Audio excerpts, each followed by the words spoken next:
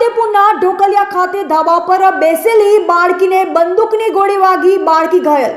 છોટાઉદેપુર જિલ્લાના વડોદરા તાલુકાના ઢોકલિયા ગામે રહેતા નરેન્દ્રસિંહ ઠાકુર પોતાના પરિવાર સહિત ઉત્તરાયણ પર્વ હોય પતંગ ઉત્સવ મનાવવામાં વ્યસ્ત હતા અને સાંજે પરિવારના મોટેરાઓ નીચે ઉતરી ગયા તેવા સમયે ધાબા પર બેસી પતંગો જોતા ખુરશીમાં બેઠેલ બાળકી ઘાયલ થઈ હતી અને રડતા રડતા અગાસી પરથી નીચે ઉતરી હતી।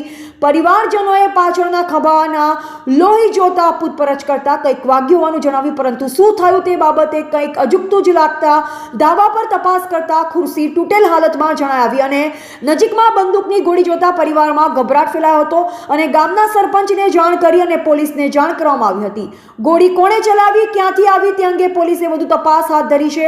ધાબા ઉપર પતંગો નિહાળતી બાળકી ઉપર ગોળીબાર કરનાર સ્થાનિક છે કે કેમ તે પ્રશ્ન એ પણ પ્રજામાં ચકચાર ફેલાઈ છે। ગોળીબાર કરનારે શું અજાણતા ગોળીબાર કર્યો હતો કે જાણી જોઈને કોઈની હત્યાના ઈરાદે ગોળી ચલાવવામાં આવી હતી તે બાબતે નાયબ પોલીસ વડાએ સ્થળ પર તપાસ કરી વધુ તપાસ હાથ ધરી છે। Bureau report Haidar Pathan, Bodeli.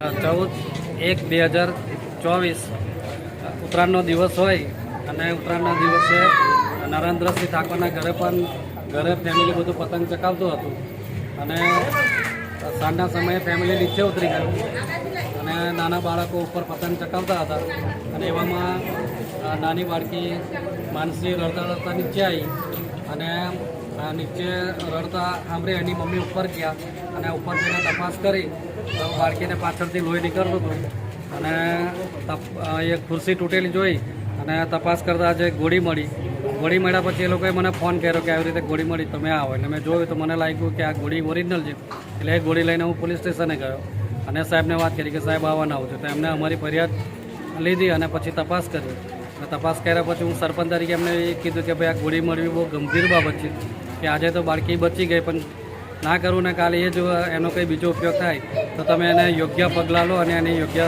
ઝડપી કાર્યવાહી કરો। કોની પર શંકા છે ને કઈ રીતે બનાવ બન્યો? અમારો ઢોકલિયા વિસ્તાર શાંત વિસ્તાર છે, શંકા તો કોઈની પર છે જ નહીં, પણ આવો બનાવ ફરી ના બને એના માટે તપાસનો વિષય છે, એટલે તપાસ કરી એક કાર્યવાહી કરે। કોઈ પર શંકા ખરી? ના, બિલકુલ કોઈની પર શંકા નહીં।